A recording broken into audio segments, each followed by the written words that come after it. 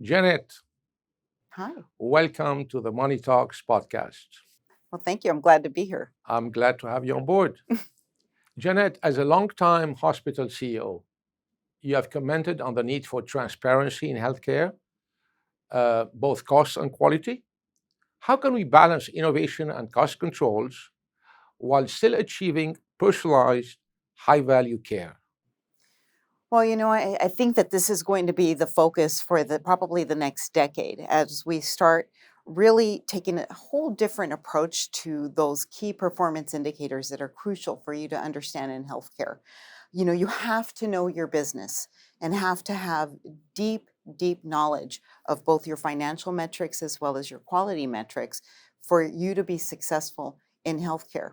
This is going to also be something our consumers or the regular patient is expecting, as with the innovation of digital health and artificial intelligence, the analytics that are available to them are becoming more and more visible in terms of price transparency. They want to know what we're paying for, what am I getting, what really are the outcomes. Absolutely. Mhm. The pandemic put a spotlight on gaps in our healthcare system, as you know. As we continue navigating with COVID, what innovative solutions do you see for empowering community health and resilience? This is a great question. It's the right question to ask, and I like that you talk about resilience. The pandemic was the Trojan horse, right? It both exposed all of our flaws at a macroeconomic as well as a localized level. We certainly understood that we don't have the community-based resources that we need to respond as quickly as we did. We saw the supply chain flaws, everything that we're experiencing in government, COVID exposed. But this also then gives us lessons learned. How can we become more resilient?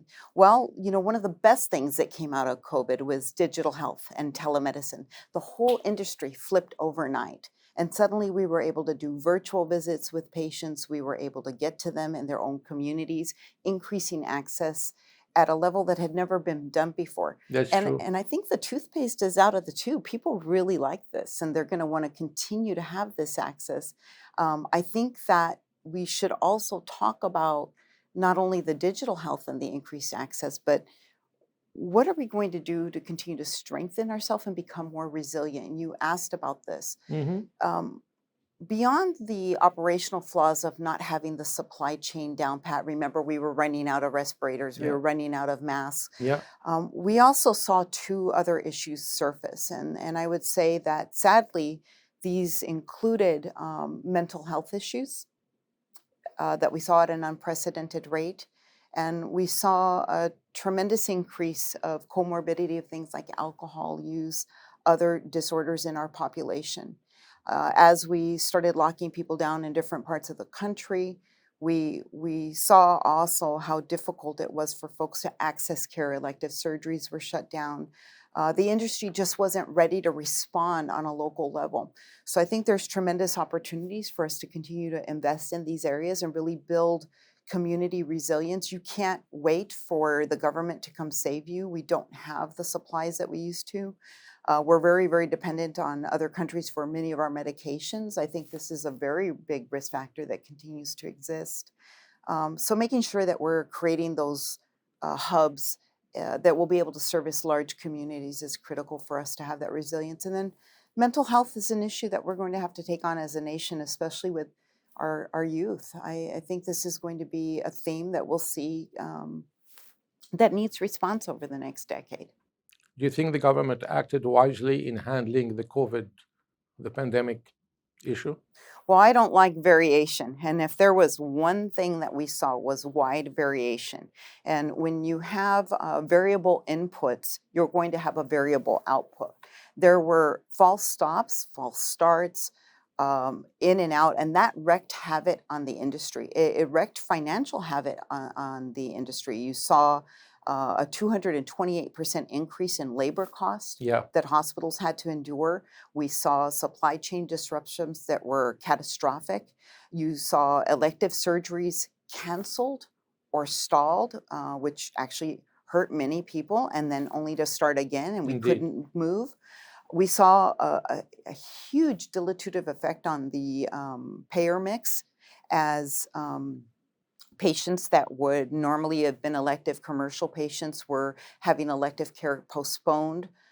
We saw government come in and give COVID dollars that are now no longer available, and the Absolutely. industry is reeling. So, you know, I don't want to Monday morning quarterback, but we've learned a lot. And I hope that we don't repeat some of the same mistakes. And certainly, those of us that are in industry are working very hard to say, okay, how do we do this again when there is another big event? I hope so too. I hope so too. But hope isn't a plan. It takes all of us to do our part. You're absolutely right. All right, Janet, look, you joined the FPC as a resident expert on healthcare. Could you share your vision for how the FPC can drive policies that expand access, improve outcomes, and empower healthcare consumers? Well, I'll tell you that if you think that a single presidential election is going to make a difference in your life, we're way past that. Yeah, We're absolutely past that. One person in an office can make a significant amount of personal difference in your life. But as it relates to healthcare, especially, I think that it takes all of us. And when you look at FPC, when you look at the collective intelligence of the experts that you have in every single asset class, whether it's cybersecurity, whether it's financial best practice, whether it's clinical best practice or healthcare, we have the opportunity to bring some of the most brilliant minds to inform policymakers with true solid advice as to how legislation should go going forward. Sometimes you have to wonder if the people driving the car maybe don't have all the information they should, and then we're at the business end of their bad decisions. However, with Financial Policy Council, we have a real opportunity to engage some of the most brilliant minds in our nation and pull them together to really make a material difference in policy. I agree with you 100%. However, how do you deal with the people who don't care what's happening out there, who are aware of what's happening, but who are very complacent about it because they don't care? It doesn't affect them directly, or maybe they think it doesn't affect them directly. How do you deal with these people? This is a challenge we at FBC are facing every day. There is a huge, big awakening, rude awakening. I can see that. But to move the people from, thinking about it and doing something about it, what ideas do you have here? You know, Let's stick to healthcare. Stick to healthcare. Yeah, I don't want you to go off. Okay. Well, I actually, the answer is the same, Ziad. I'm going to tell you that the answer is the same because for the sake of politeness, good people have either stayed silent in the face of what they know is wrong. A lot of people, the majority of people, I would say, yes, and have not used your voice. And here we find ourselves in this predicament. Here we find ourselves, we spend usually 2 to 3 times per capita what some of the most affluent countries do. And in healthcare, we have some of the worst outcomes. Yep. We still have 30 to 40% of hospital events are tied to what we would say are preventable issues with medical errors. We still have workforce challenges. We still have a pipeline issue with a lack of input of incoming, well-educated doctors, nurses, and other healthcare practitioners. And we see the grades failing at the end as kids are struggling with basic math, reading, and science, which is not going to prepare them out of high school to go into a healthcare professions. Yet it's our silence for the sake of being polite that has allowed this. So the one thing I think we all need to do is respectfully, professionally say enough. It's time for us to get back to the fundamentals of what makes this a great nation. And that's personal accountability. Yeah, the problem, I see exactly what you mean, and you have a point, very solid point. The problem is that for a lot of people, unless it hits them directly, they don't care. It's going to hit. I think so. It's going to hit. And I think it's coming very soon. And we're trying to find ways to awaken people for action before it hits them, before it hits us all.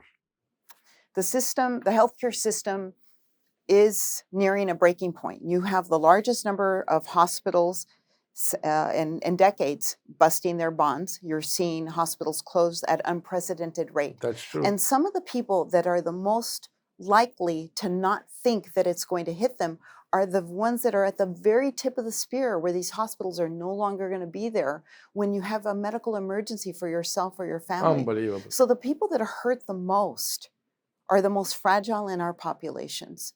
So this is why those of us that can be part of the solutions, and this is what FPC brings, is that we bring, this collective intelligence of bright people that can really solve for some of the most complex problems we're facing.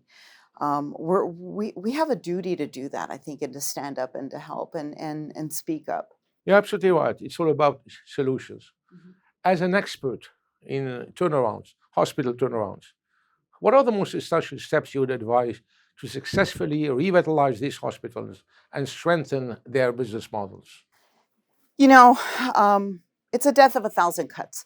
Before you get to the point where your balance sheet causes you to do some soul searching, and you get to the point where you're going to have to divest your asset, the hospital. Many tough years preceded that decision. You've probably lost some of your best doctors, and along with them, your best staff, including your best nurses. You've suffered reputational damage in the community. You have deferred maintenance on these 400,000 square foot buildings that were built back in the Hill-Burton days in the 60s, and these are very expensive buildings to maintain. You haven't invested in the technologies that run your operating rooms, such as good scopes, good equipment, and suddenly you're no longer competitive. You go in and you acquire a hospital, it looks like it's a good deal, and you walk in day one, you may not even be fully aware of all of the risks that you're getting ready to undertake. So you can do as much due diligence as you want. But what I have found is it is very, very crucial to get a quick handle on all of your data analytics. And there's a lot of data and a lot of big tech out there to support you. You need to understand down to the penny where your money is going. And you need to have a reconciliation with your board and the community of what good looks like. And unfortunately, this may mean that not everything you offered before can continue to be offered. You may have to make the tough decisions around service lines so that you can do 80% of what you used to do, but do it well when maybe 20% is bleeding, right? So understand your business.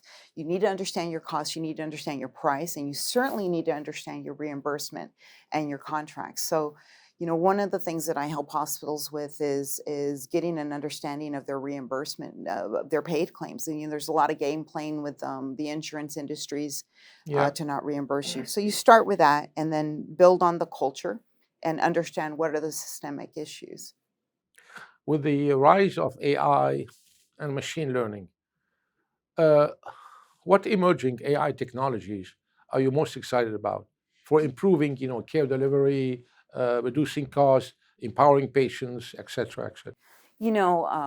Wow, it's coming at us so fast, isn't it? And there's all types of comments, good, bad, and in between, about artificial intelligence. But I really like your question. I like, what do I find most exciting? I have the privilege of working with a precision medicine company that's looking at machine learning to be able to actually study ultrasound images and give a prediction of preterm birth.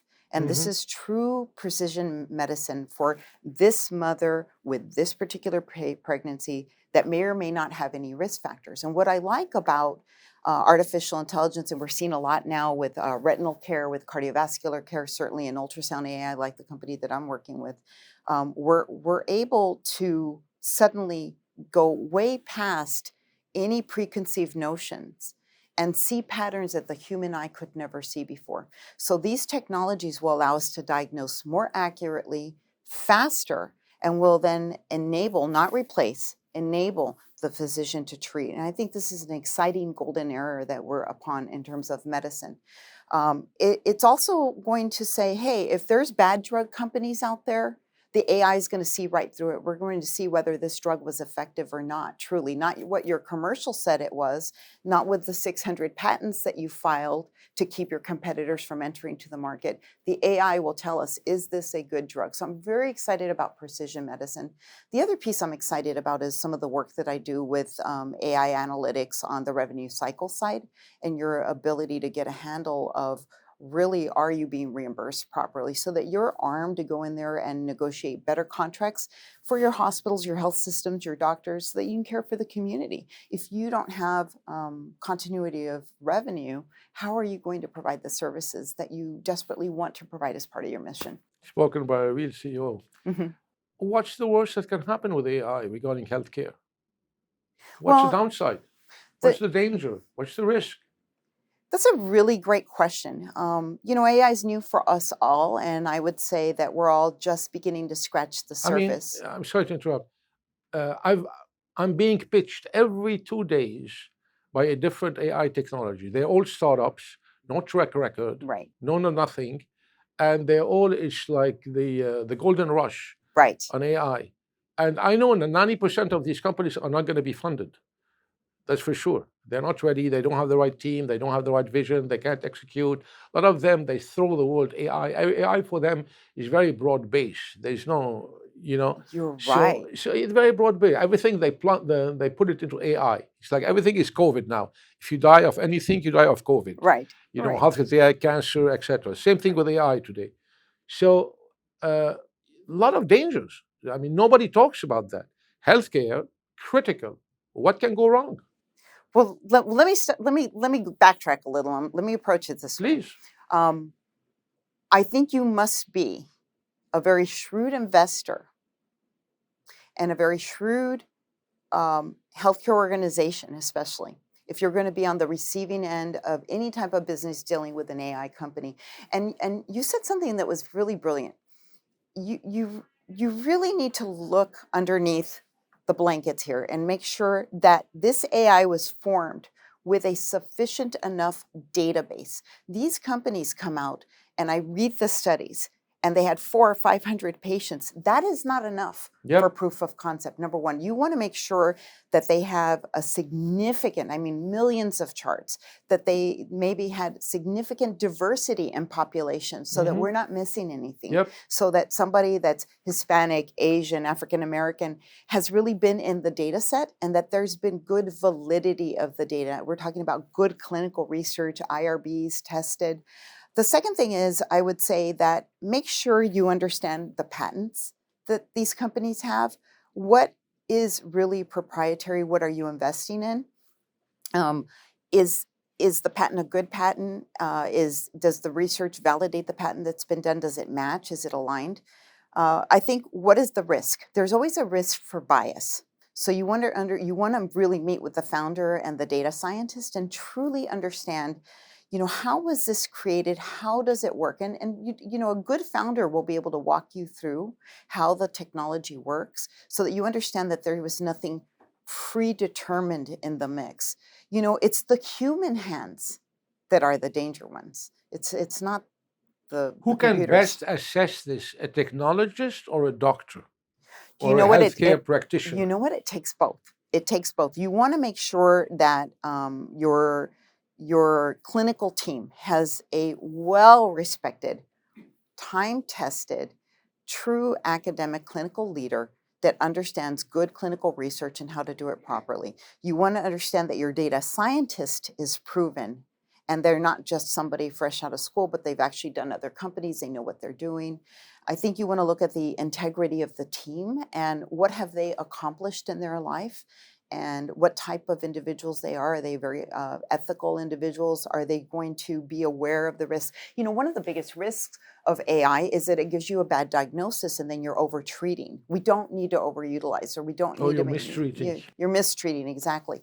So you want to make sure that there's this moral, ethical awareness and guidepost in everything that's being created. So it's more than just a pitch deck. You really want to dig deep and go beyond the fiduciary documents and understand the team and what went into it. Janet, this was very inspiring. Thank you so much for your time. Really enjoyed it. and hope to have you as a regular. Thank you. Thanks.